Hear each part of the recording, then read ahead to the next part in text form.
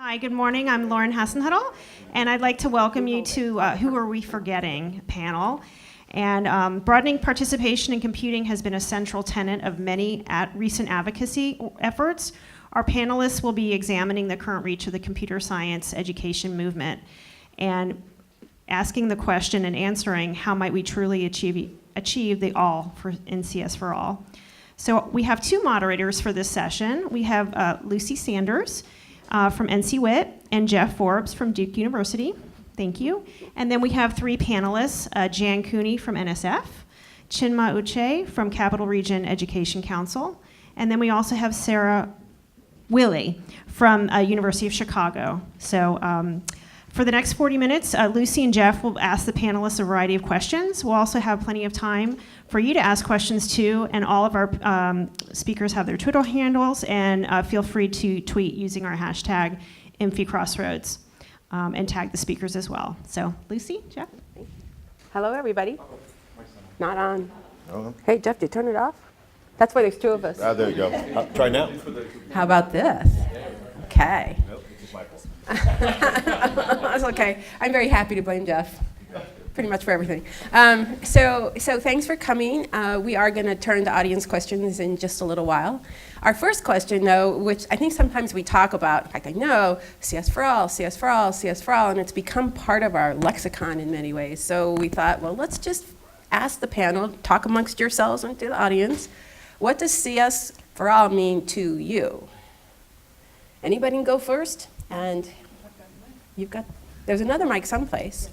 Aha, Sarah's got a mic also. Okay, is this on? Yes. Yes. I don't know, we need a mic. The room is kind of small for the camera. Okay. So CSforAll, I think I'm most interested in the for all part. I started looking at K-12 education really to broaden participation in computing. So that's been my first goal, and that's been my goal in CS education space, and so the for all is the most important part for me. And I think that means everybody. We've left behind African Americans, Hispanic, Native Americans, other indigenous populations. We've left behind persons with disabilities. We've left behind women to a large extent. And we've left behind 70% of our population, and computing is so ubiquitous that we need everybody there. So that means we need kids who go to small rural schools that don't have much money. It means we need inner city kids who are going to schools that also don't have much money but have gazillions of students. It means we need to appeal to women because computing is an incredibly creative, wonderful field. And we need to get persons with disabilities. We do about the same as other sciences with persons with disabilities, but that's ridiculous. We should do way better, right? Because we can accommodate almost any disability, and other sciences can. You can't be a lab chemist if you don't have mobility. So there's a whole lot of things that we can do that we're not doing.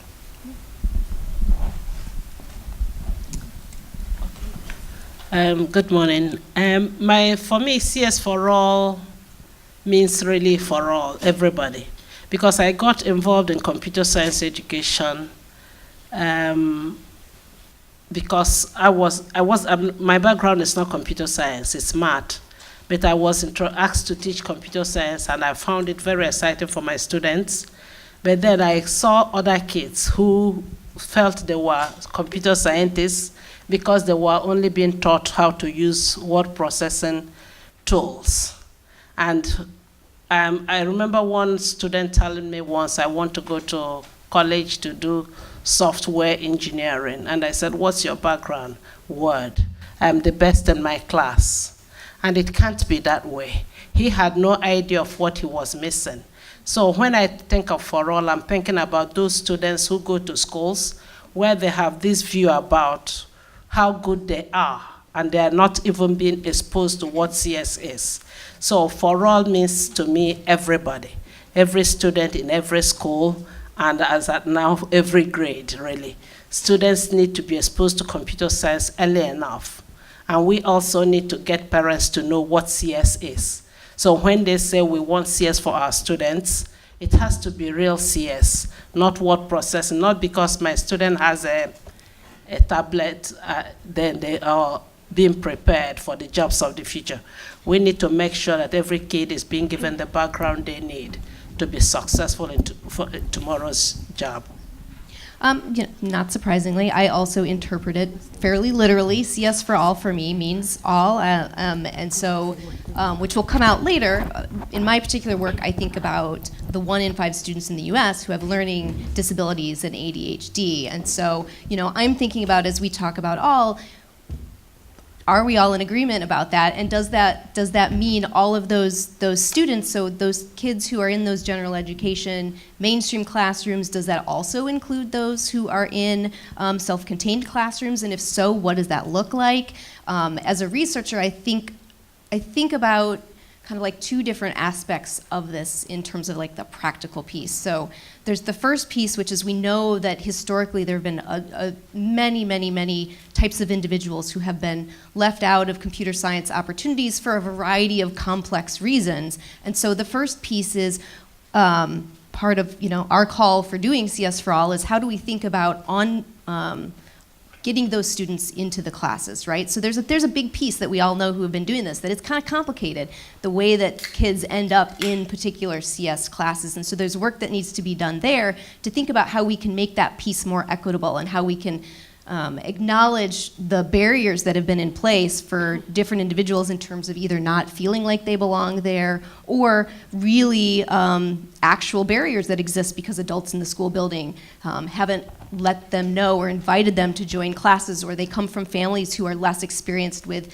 complex educational systems, and so they have less experience thinking about how to make decisions about classes. And then there's excuse me, the other piece where it's thinking about what are we equipping the teachers with? Once we have a diverse range of learners in the classroom, we need to make sure that students are in classrooms where teachers can, make learning accessible and it's an inclusive classroom. And so it's really, for me, I think about kind of those 2 pieces, but I do interpret it very literally, and I think that we do have the opportunity, as Jan said, to make this happen and to do a really good job of it. We just have to be really mindful of some of those logistical pieces.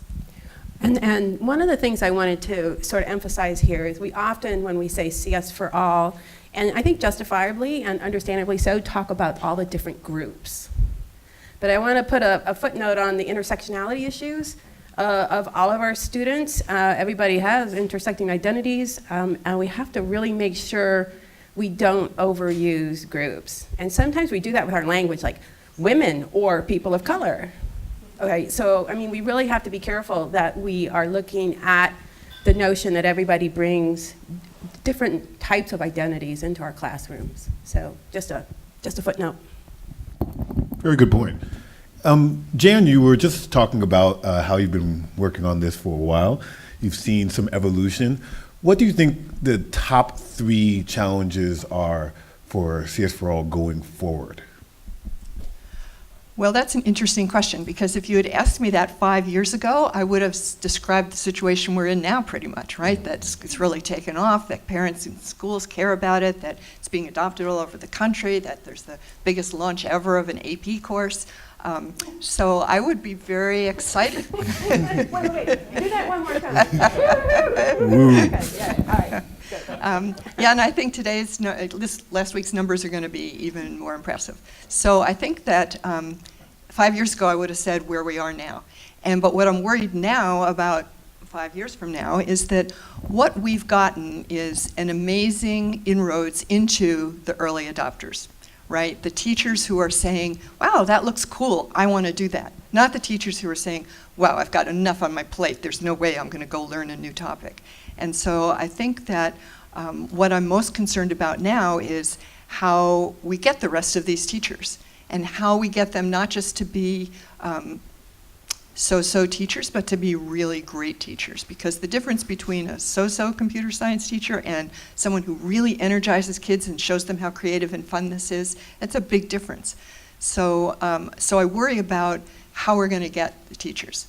I worry about how we're going to reach the rest of their schools, because a lot of schools are not interested in doing this. It's not just that you haven't knocked on their door, it's because people have knocked on their door and they've said no way, right? So we have to figure out how to reach those schools, because the kids in those schools need it just as much as the kids in the schools where the principal might be more tech savvy. And then finally, I think we have not at all broached the topic of sustainability. of how we make this stick in schools. It's not enough to train a teacher, right? A teacher is going to teach computer science, and we have lots of examples of amazing teachers who started out with 10 kids and are now teaching hundreds of kids each year. But when that teacher leaves, what happens in the school? How are we training new teachers? How are we getting teachers who show up as teachers with some understanding of computational thinking? So I think that getting more teachers continues to be a problem now that we've probably run out of teachers who are dying to do this. And I think that the sustainability issue and the how to reach the hard to reach small rural schools or really large overwhelmed city schools, I think big problems. So yeah. It's just Well, but speaking of early adopters, super teachers, Chinma. Yay, okay, now you give it to her. Yeah. So you've been involved with this for quite a while, and you've been teaching CS principles, and you've seen all of these students going through. How is the course working? How is this supporting the students? Is it succeeding like you thought it would? It's hard to go after Jan, but the simple truth is that CSP is making a lot of impact, positive impact in schools. But however, you also get concerned because of whom is it actually reaching. Like Jan said, I look at two schools in terms of, does this school offer CS, does it not? If you offer CS, do you offer one CS class? If you're offering one CS class, is it every kid that can be successful in an AP class? Then if you have only one teacher, did you train that one teacher in one particular curriculum? Do they know enough to diversify what they do in the classroom for students? If I find a student who is not understanding this topic, do I have other tools I can refer to strengthen the activities in the classroom? What happens is in schools that don't teach CS is often because we don't have the time, we don't have the resources, we don't have this. But however, when you find, most of the time you'll find me now going towards parents more, because I see in our schools that when parents actually want something, that's when it's a need. Parents get it done. They can make schools do things. So when you have a class, do they understand that this is really important for my child, for his future, because they can demand it and change things in the classroom. So practically CSP is doing what it's supposed to do. But the concern I have is that it's not reaching every student. It's not reaching, in schools we have what we call the honors classes and the non-honors classes.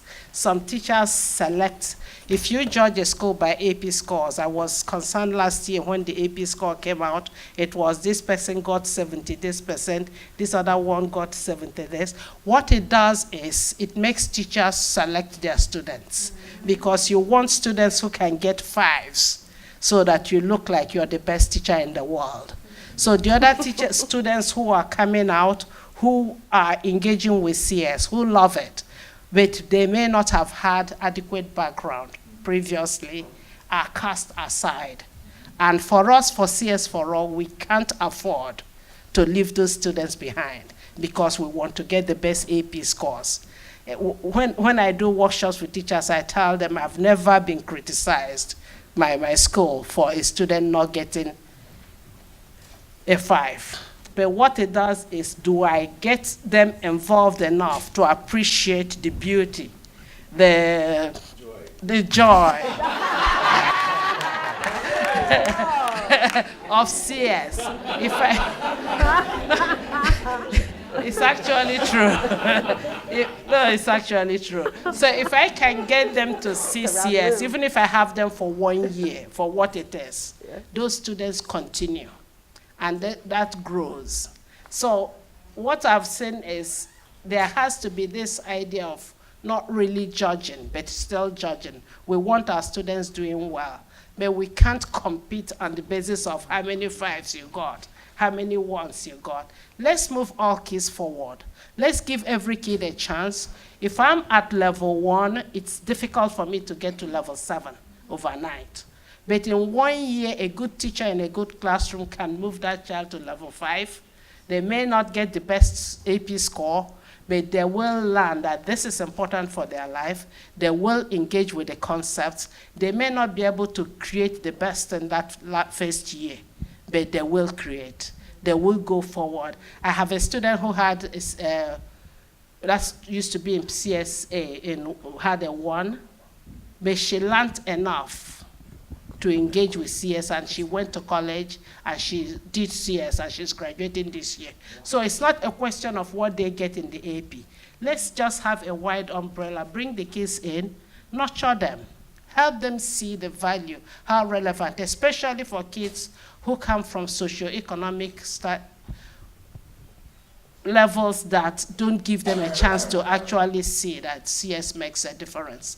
But there are so many kids. All my children, I teach in a very diverse school. All my students, I have a diverse group. They are all my children. I have to look after each and every one of them, and I don't group them as this or that. They each individually have a need, and I need to meet each individual at their level, not as a group. So CSP is good, it's working, it gives me tools I can use. I'm lucky to be able to be invited to these programs where I get to see total art, see ear sketch, see so many things. So I can change what I do in my classroom as the need arises. Most of my colleagues don't have that chance. So there is a limit to what they can do. So I hope I'll have a chance to talk more about PD and what we can do for teachers to make us get to CSforAll.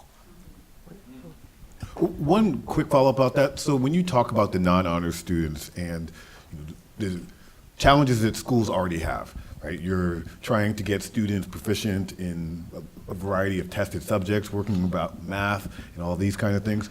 Do you feel that computer sciences, that are we making assumptions about the background that students are going to have prior to taking a computer science course that aren't going to be necessarily applicable for all students?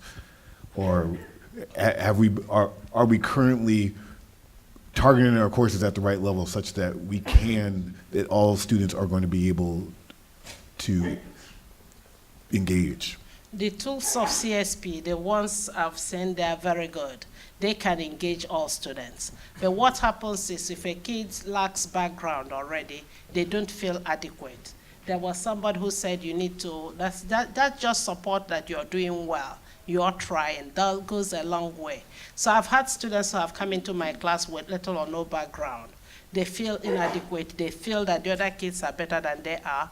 But however, thanks to John and all this, I was privileged to go to a workshop about cooperative learning strategies. So I know how to group my students together. I know how to get them to share and learn from each other. All these things help build a child's confidence. I've had students who, I'll give an example, but this is for CSA, but this is the same thing I see in every class. Why I go more to CSA, because that's where I have exam results to show the impact. So I had a student who was in CSA, but I didn't realize what his background was, because I used some of the code.org videos to start my class, and then we have fun activities. And the student was just really wanted to learn more. So we had a programming contest. I go with my students to different contests. I put a team of kids who are enthusiastic but had no background together. I sent them to the contest. They went to the contest. They didn't solve a single problem. But then on our way back, they said to me, "Miss, do you know if my math was good, I would have been able to solve one problem. I understood that problem, but I didn't know what to do. Can I move into your math class?" So I said, "My math class is a lot of hard work. Do you think you can do my work? So because I'm going to demand a lot from you." He said, "Miss, I'll do everything you tell me to do." So I said, "Okay, you move into my math class." Then I get to his teacher. I said to teacher, "I want to move this kid. My school is flexible that way." So I told my teacher I want to move him into my class. He said, no, don't even do it. He has no background. He won't do anything. So I said, I'm quite prepared to support him. So the teacher said he's going to be behind from day one, but I promise you I'll support him. So the teacher worked with him. He was in my CS class, so two of us were working with this student. By the end of the year, not only had his math level gone up, his CS level had gone up. He got 4 in CSA, and he moved. This year he's with me in pre-calc. So that was Algebra 2 he had. He was in CP, what we call CP Algebra 2 is really the lower level of Algebra 2. Now he was able to move himself up, and now he's in my honors pre-calc class. So he has, because of his engagement with CS, and he's now going into ROIT to do computer science.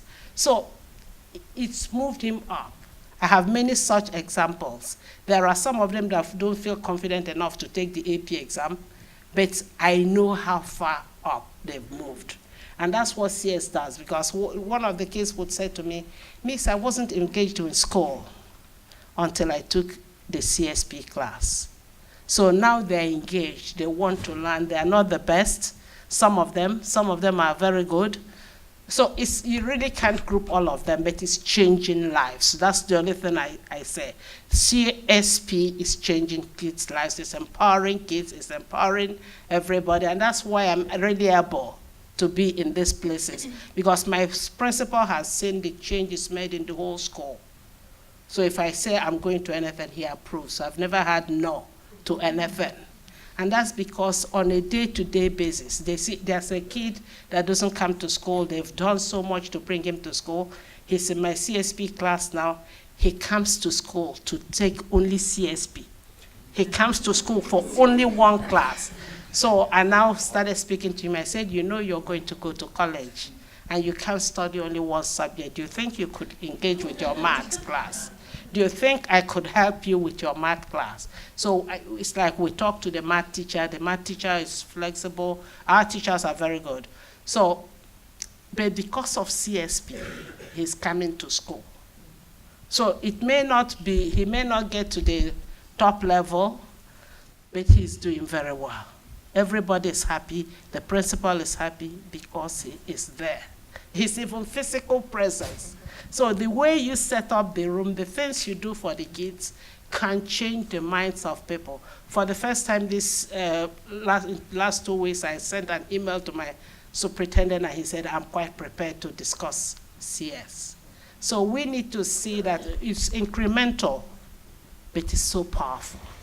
So thank you for the NSF and the funding. I think it needs to continue. There's so much impact. For us to reach all kids, we need to continue. The providers need to continue to provide us good resources. I don't think about resources, but I get to see them. My colleagues don't get to see most of them, and that bothers me. Thank you for that. I think we need a bumper sticker. CS changes lives or something. Yes, it does. Dan, can you look at that? And was that a yes? Okay. Sarah, next question for you, and then we'll have one more before we turn it over to the audience. So you mentioned students with learning disabilities, and I can remember a conversation, Richard Ladner, Maya Israel, others, we were having, I think at a PI meeting, or, right? Is that, yeah, okay, where I learned a lot at that meeting, learning that this is one of the biggest disabilities for all students, and not just in, K-12, but going into post-secondary, and learning even more about how we needed to do a whole lot more in this space. So can you talk about that? Because I think that would be very interesting. I think there are a lot of challenges for CS teachers, special ed teachers, curriculum, resources. Yeah, certainly. And I mean, I'm happy to follow up after Chinma too, because some of the things that she touched on about, talking about, I mean, she clearly is obviously, as Jan said earlier, she's our model teacher, right? She's a teacher who understands who her students are. She understands, as Lucy said earlier, they have very complex intersecting identities. She thinks about the tools that she has in her toolbox, and she uses all of them to the best of her ability to meet the needs of kids. And so as we, some of the work that I do, I've been fortunate to work on a researcher practitioner partnership project where I've been working with this amazing team of practitioners at a school in Chicago that's specifically for kids who have diagnosed learning disabilities, ADHD, executive functioning challenges. And we kind of started off with this idea. We said, there's this great, amazing new computer science principles course, and we know that it was designed with the intent to be, more attractive to a broader range of students and to try to, bring in more students and to not, to provide kind of a very broad overview without, needing to have a strong background in computer science. And so we said, well, what can we do to make high school computer science in general and computer science principles in particular more accessible for kids with learning disabilities and ADHD. And the reason why we started there, because there's so many students who we need to make sure are included, but we started there because, as I said earlier, the estimate is that there are about 1 in 5 school-age kids in the US who have either diagnosed or undiagnosed learning and attention disorders. And it's a really complicated, complex, crazy system in terms of, there's a lot of underdiagnosis, there's a lot of overdiagnosis, and a lot of that has to do with some issues of identity on the part of the teacher, the student, confusion with English language learners, things like that. So it's a really important space because as we're ramping up and we have more and more opportunities for kids to be engaged in computer science learning settings, we have to start thinking about how do we start to build in more tools into those teachers' toolboxes so that they can best meet the needs of those learners. Because these are learners who they're smart, they're totally capable, just a lot of stuff in traditional settings is inaccessible to them. In the same way that maybe somebody with a more visible disability, something's inaccessible to them, it's inaccessible to students who have neurological differences. And so we need to be very intentional and think about what we can do. And My Israel has done amazing work at the elementary and middle school level. But this isn't something, kids don't outgrow this. So they're gonna come to high school and these are still gonna be some challenges that they have to deal with, and they're gonna go on to college and career, and we need to think about that entire trajectory. How do we work at all those places? So some of the things that we've thought about have to do with, similar to if you're familiar with universal design for learning. So that starts off with this idea that you wanna intentionally develop learning spaces that are going to be accessible to everybody. So it's a big task, right? Thinking about what the total range of learners might be in your classroom. So we've done kind of a small part of that, and we've said, well, we're going to specifically focus on the kids with learning disabilities and ADHD, because there's a lot of evidence that suggests practices that work well for that population of learners also work well for the broad range of learners that you're going to have in your classroom. So we did some work, some qualitative work to better understand directly from students themselves, what their experiences are, what their needs are. Use that along with what we heard from the adults, the teachers who work with them, to help us then think about computer science principles, think about some of the tasks and activities that are common in many classes, in computer science classes, and where some of those barriers might be for some of those kids, and starting to look at some of the materials themselves and try to kind of like map out some kind of like alternate options and suggestions that teachers could use at various points throughout lessons that say, where there's some type of collaboration going on, like pair programming, which is awesome, and it works really well for a lot of students, but it's not a one-size-fits-all. And some students who have challenges with ADHD or executive functioning and social skills is a bit of a challenge for them. Teachers, are going to need some guidance to think about how can I set up this situation so that all students have the same opportunity to engage and be successful in this, knowing that some of my learners are going to be slightly different. So that's some of the work that we've been doing, and I think that in many ways it's similar to universal design for learning, in that it's thinking about kind of like the back end of what the teachers do, because a lot of the really hard work that teachers do is the back end stuff that we don't see. It's the sitting down, and it's the planning, and it's trying to find as many resources and pulling from their toolbox of resources to figure out how they're going to meet the needs of all of the students that they have in their classroom. So the last thing I'll say about that is that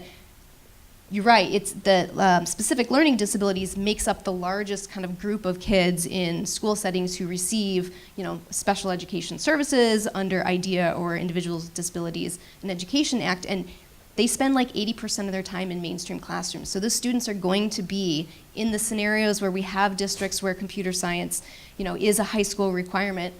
They're going to be in some of those classrooms. In other places where they're not, we want adults in the school to see that they're capable, to know that their teachers have the tools that they need to support those learners in the classroom so that they can start selecting those as an elective as well and to be part of the classroom. So really, it's about, thinking about what can we do to help make teachers' jobs a little bit easier, knowing that we know there's a range of people who are in the classroom. We have people who have been doing it for a really long time and are expert at it, but maybe haven't seen the range of learners that they're going to start to see in their computer science classroom. And then we also have a number of people who it's totally brand new to them and they're thinking about the content. And we also need to think about what we can do to help them think about how to create, inclusive and accessible classrooms.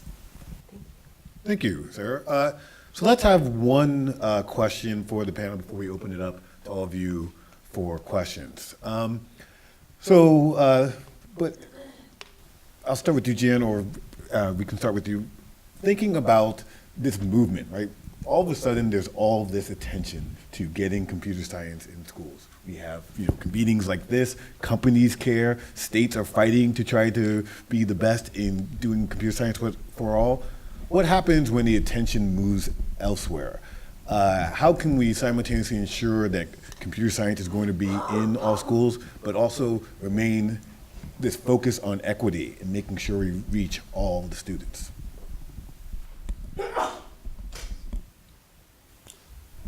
Well, that's a great question. I don't know the answer to that question. So it's true that, movements like this have an ending, right? Companies are going to start looking for other things to fund. Foundations are going to look for other things to fund. NSF does not believe that we're in the business of getting computer science into all schools. Of course, that's my personal goal, but that's not NSF's goal, right? NSF, if you look at the history of NSF, of course, their awards, they have programs that last for a couple years, they go away, and new programs come in. CS education has stuck around for a long time, the K-12 effort, but I fight for that kind of every year. Not right now, I'm not fighting, but I'll certainly be fighting hard in another couple years. I also fight for BPC quite a lot, because that's another problem that's broadening participation in computing in general is a huge problem that's not going to go away in a 3-year program. And so figuring out how to maintain what we've gotten. And even if you just look at it from the point of view of what's been funded with NSF, both Chinma and Sarah mentioned the availability of resources for teachers who need to find stuff. Our projects have created tons of resources. They know how to do a lot of things that we didn't know how to do before. How do we not lose that knowledge when the funding ends? So that's something that I worry about a lot. And if you've noticed, the calls for proposals that we have are including more and more research, because research is always good, right? It doesn't go out of phase, and so it's something that NSF can say, oh yeah, well, you're doing research, then we could do that for another year. So we're trying to put more of a focus of research, which I think is also good in terms of outcomes, because too often when you fund projects in education or broadening participation, when they're over, because they haven't really done much in terms of building a knowledge base. And the CS10K projects, or the CSforAll now projects, they have done a lot. There's a ton of resources out there. So one easy thing to figure out is how we're going to keep all these resources alive and being updated and being still accessible. So that's a really big problem. And then the other problem is, how do we get this to be something that schools normally do? So right now, many schools need a ton of money to be able to do this. They need to take teachers away from doing things that teachers should, also need to do. And so how do you get the momentum so that schools don't need to send someone to Pathfinders? I love Pathfinders, and we need that a lot right now. But what happens when it's gone, right? Schools can't rely on there being all these opportunities, the ones that Chinma mentioned. They can't rely on them being there for all of their teachers all of the time. So how do we get this into what schools routinely do? That's a really hard problem. So there's a lot of work to be done. We've come really a far way, but the problems are just getting tougher because we've solved a lot of the easier problems, so they're just getting harder. So, Chinma, do you have one thing you think we can do to help sustain this going forward? I don't know. I think always it's PD for teachers. PD for teachers, because I can talk about in our state. We are privileged to be a state that, even though we don't have any laws passed that support CS, mobile CSP helped us, but mobile CSP is now, in quote, no longer the money is gone. But however, we have a strong CSTA community. So we continue to support each other. Like I came here and learned about Total Arts. I'm going to share Total Arts. So I think we as a community need to be more involved in CSTA in our local chapters. They are in our states. You can share your knowledge. We actually like having college professors come and talk to us about what they are doing. What it does is it broadens the perspectives of the teachers. It makes them feel special. And we want our children to feel special. Teachers want to feel special too. So having a community where we interact with higher ed, with support, and then pointing out the resources to us, that's usually very good. I get here, I've taken some notes, and I'm taking them home. So I'll share it with our community. But I don't want to be the only voice speaking in my state. I want other teachers empowered to also be able to do things. So I think like bringing some more teachers to these things and celebrating them for the length of time we're still being funded is such a good thing. So when you are moving, bring your high school teachers, or K-12, I like K-12 better than high school. Bring them and then help build this background, because when this ends, we in the local areas are going to be the ones continuing it. The things we do in our classroom would make the principal change the policy. If it's not working in your classroom, the principal is not going to expand the program. So we need to have it working and working very well. So when we say CSforAll, there are teachers who select the students who come into their class. I take anybody. If there's a student nobody wants, I want them in my classroom, because I believe I'm going to have tools to make an impact in that student's life. And if I'm able to do that, the principal sees that computer science is the only tool that can reach this student. Next time if I ask for anything, they give it to me. And that's the way it works. And I think the more teachers we get in, don't just get involved in only your project. Your BJC, you do only BJC. Get involved in advocacy. Get involved in talking about computer science as important. There are people who see me in the state, they say the only thing we know about you is computer science, even if they forget my name. Because it's that important to me, I need to reach all students, not some students. I don't do it because of mobile CSC or BJC or something. I think this is important for children's lives. So if we as a community continue to do this, continue to volunteer. I had a few of you come to our CS Summit, and they were brilliant. And everybody that left the summit were talking about these CS teachers, they are very good. So get involved in your local community. Get involved in the legislative effort. ISEP has helped us a lot in our state. Mobile CSP, all these little things, they add up. One person can't do it. But if we continue to chip at it. Now, thank you. I want to shout out to the College Board, because the College Board has this program that's called WE, AP with WE. And it's one of the best things that has happened to my school too, because I do what's called AP with WE project. And what is we? We is instead of me, if you turn the W around, it becomes we. And my students all know that if I can't do something myself, I can get a group of people, we can try to do it together. And that community building effort, we. So what are we doing to solve this problem? And we can't do it only by the high school teachers or the college professors or the this. It has to be we going, the intersectionality, going across where you are and saying, I can help this other person. And we need to look at it as a challenge that's really good, that's going to change a lot for the better, with or without money. We can do this. So Sarah, briefly, because I see so many people out here who are dying to ask questions. Yes. So I would say the one thing is continued focus on thinking about the materials we've developed, because we've developed some amazing materials, and I think that continuing to talk to teachers, talk to students, find out what their needs are, what their experiences are, so that they become really adaptable for the different kinds of classrooms that we have. So we have resources and collectivism and localism and all kinds of things from the panel. So I want to turn it over to the audience for questions. Any non-Berkeley people? So Dan Garcia, UC Berkeley, BJC. One of the things, CSforAll, is the implicit word between CS and for is available, meaning there's a class available, or required. If it's required, which I believe many states have believed in, and I believe in, I think it's a great thing. It should be like math. Math is required, but CS should be required.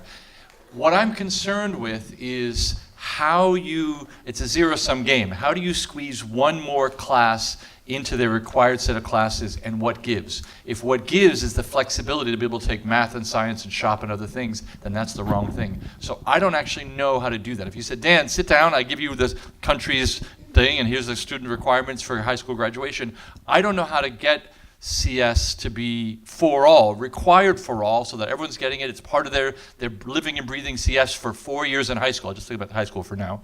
Maybe not. How do you fit it in so that it's part of what every kid is doing every year, and they're learning it, and by the time, and they're kind of taking, in some sense, they're taking the university level CS 1, 2, 3 in high school, if you kind of bring it back and do some of that stuff. Anyway, the point is, how do you squeeze it in the zero-sum game of high school requirements? Right, and I would say anybody on the panel can take it. We don't all have to answer the question so that we can get more questions in, but feel free to chit-chat amongst yourselves, and who's going to answer that one? Is there anybody from CPS here? Because Chicago has certainly done it. When I talk to schools about doing it, I think that it has so many advantages for kids that it's really hard to argue that they shouldn't try to do it. And as adults, it's our job to figure out how to make that happen. We have kids go to school for a ridiculously short period of time during the day, for example. We have lots of requirements. We have lots of schools don't have 4 years of math. And even the schools that do have 4 years of math, the last year is calculus. I think computer science might be more helpful to more kids than calculus at that point. Not that calculus is a bad thing, but I don't think it needs to be that. It's on. Okay, good. It doesn't need to be in place of something else. It has to fit somewhere in the schedule. I think you could enlarge the schedule. That would be my hope. But I think that, there are states that only have 3 years of science, so put it in as the 4th year of science. Or, I just think that there are creative ways to put it in there. And I think that, many of the examples that Chinma gave of these kids who are unengaged in the regular pursuit of math and English and whatever they're learning, get really turned on by this, and it helps them in those other subjects. So I don't think it's a zero-sum game. I think if you put it in, maybe your kids get more interested in math. If you put it, and you don't have to put it in a whole course, especially at the K-8 level. It could be integrated into other things that they're doing in a natural way. So I think that the answer to your question, I don't know the answer for most schools, but I think we're the adults in this country, right? We should be figuring out what our kids need and how to get it to them, rather than saying, we've got this structure that's been good since there were one-room schoolhouses, and we can't mess with that. Cool. Adults, huh? Well, that's good. I sometimes wonder about myself. I don't know about anybody else. Okay, another question over. Yeah, sure. Go ahead. Can we answer your question, name, affiliation? Oh, sure. I'm Brian Harvey. I'm a BJC person from UC Berkeley. But that's Wait a minute. okay. Okay. It's okay because I think Dan is wrong. I think we should not go for required. I think that's a deal killer. Because I was a high school teacher back in the old days when computers cost $1 million and everything, and I was teaching computer science, and all the weird kids who weren't good at anything else would turn up in my computer lab and feel like they owned it. And they felt that way because the first thing I did when I got to that school was convince them to let me not give grades. And the second thing was that kids didn't have to be there. And so if they were there, they were really there, So I'm not sure that I agree with the goal of making this one more boring jump through hoops requirement for kids, because that's what's going to happen, right? If you make it required, let's say your state passes a law that every kid has to have computer science before they graduate from high school. So all the high schools with teachers who don't want to teach computer science will draft some teacher to do a really bad job of teaching this required class. And I don't think that's the way that we should be growing. But that's not really what I wanted to talk about when I stuck my hand up. No, that was an answer. So one of the things we're talking about, partly because of pressure from our advisory board on our grant, and partly because of what teachers are asking for, is we are going to put together a non-AP Beauty and Joy of Computers.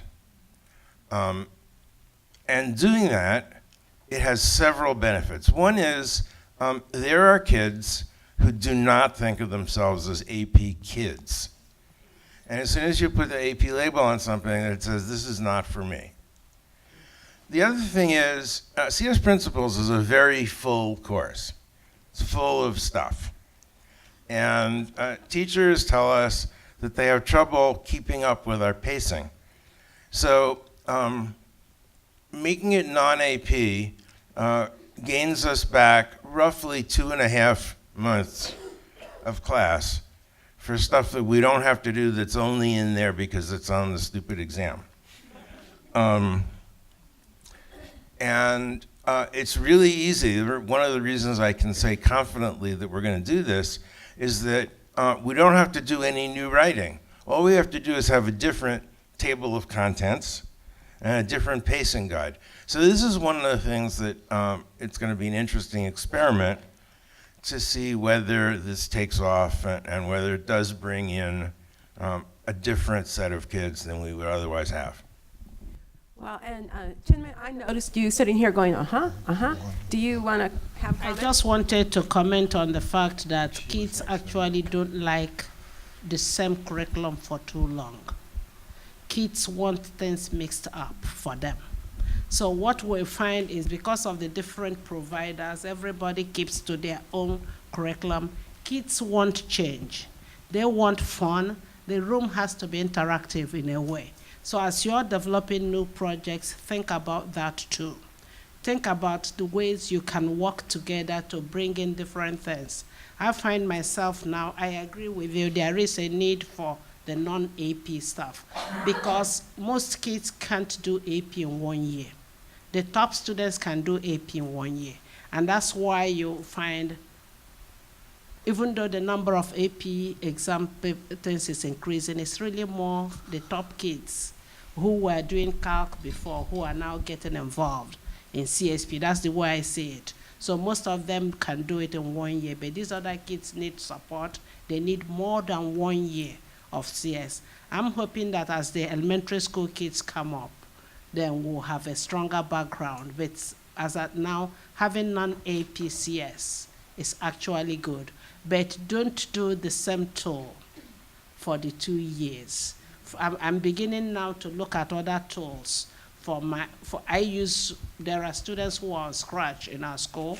There are students who are this, but my AP students, because they have to submit a mobile CSP project, do mobile CSP, to be able to keep them all moving and happy and engaged and loving the class every day, I have to have different tools. We have one over. Thank you for that, and I think that's what this suggestion is. Did you want to add on to it? Yeah, I just wanted to add on to that I have a counterexample for you. There's a school in D.C. It's a public charter school. They have 100% minority kids. The kids come in with an average reading level that's around 3rd grade. And they're required to take computer science every year for all 4 years. And they've only gotten 2 years in now. So, they started with all freshmen. Now this year they have freshmen and sophomores. So the freshmen take ECS essentially, and the sophomores take CPS, CSP. And the kids are really, there are an incredible number of stories of, I didn't like school, I didn't want to take computer science, I was so bummed out that my parents made me come here to take 4 years of computer science, and now I love it.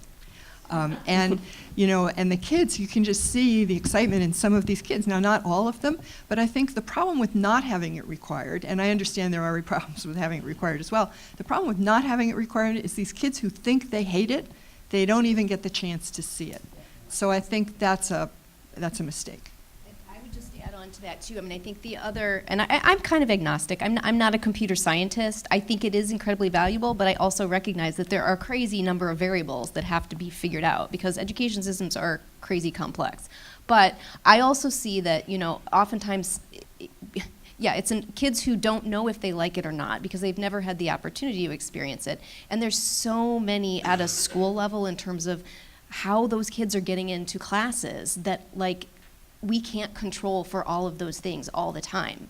And so if you can remove some of that barrier so that everybody at least has a chance to be in the class, then it can start to kind of sort out a little bit. So I think it's, just we want to be mindful of all of those different, the counselor, all the things that we've been, NCWIT, everybody has been working to think about counselors, parents, guardians, teachers, other adults in the school who have their own perception about who belongs in these classes or not. Well, and not the least of which, socialization sends all kinds of messages about who does tech. All kinds of messages that we that we all probably have ourselves, right? About who does tech. So back to you, Jeff. You got a question over there? Hi, my name is Yulia Maniakina. I'm a project director for Lakota Immersion School on the Standing Rock Reservation. So we're on the border of North and South Dakota. I'm here with my colleague, Nicole Walker, who's the chairwoman of the Standing Rock Community Development Corporation. And I just wanted to speak a little bit to, or I guess have questions that we might not all have answers to on how can CSforAll truly be CSforAll. So how can CSforAll include Native children groups, specifically in very small rural communities? So, you spoke to that knock on the door and people saying, no, we're too overwhelmed or we don't know how to, and it's really because schools on reservations are at such a disadvantage that we can't even think about CS. So if we're talking about Maslow's hierarchy and how people are trying to meet their basic needs for food, shelter, and safety, how can we think about CS? And computer science, I think as it's framed, sounds like such an extra thing. And so our schools are focusing on simply getting our student attendance up. So, school, the attendance is low, dropout rate is high. So my questions were, how can we leverage the knowledge and the progressiveness of the movement of the brilliant minds in here to level that playing field? And how do we, in terms of the question on how do we get this to be schools on what schools normally do, I think it has to be framed differently and framed accessibly, because right now for a lot of our schools in our communities, it's just not accessible. It doesn't seem realistic. It's not in reach. So how do we make it in reach, and how do we get foundations to support it? Because most of our budgets are so small that when we do get to that point where CS is in the last thing we're thinking about if we're thinking about math and reading, but if it's framed as the problem-solving movement that it is, the building of those skills, I think we can really reach more small rural communities. And I want to thank you for that question. Very, very important question. We wanted to turn it over to the audience to ask questions. That was on our list. So I thank you for asking that. And who wants to first take it? Comment. I mentioned that well-taught CS can address your concerns about attendance and everything. So it needs to be there, and it needs to be spoken to people. In my school now, we mandate every ninth grader has to do CS. Every ninth grader, as they come in, my principal says the earlier they learn to problem solve and think computationally, the better. So it's not every student that has to take the AP exam, but they all have to go through the same thing because we want to give them. Our school is very diverse, so most of the kids don't think they belong there, but they get to engage in it, so it makes sense to have it. So we're looking to, we're 6 to 12 school, we're looking to have CS for the 6 years. So, but it's still in the work. So it's so important. In our state, we're going to have a law that will come in 2023, where we're no longer requiring this number of math credits for graduation.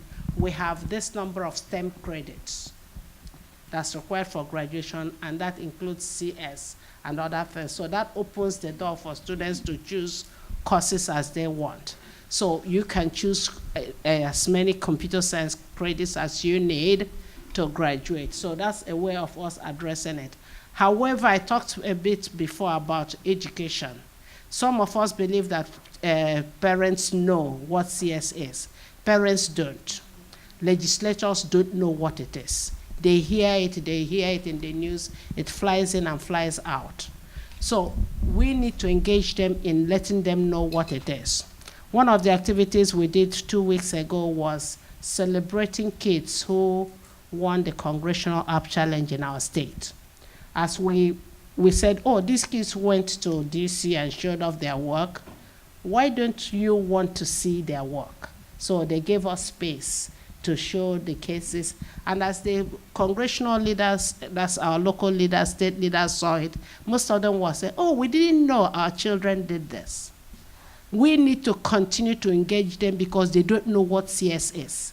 They think, my superintendent said to me, oh, we were the ones who led the BYOD movement. That's not what I'm talking about. But I can't tell him he's wrong.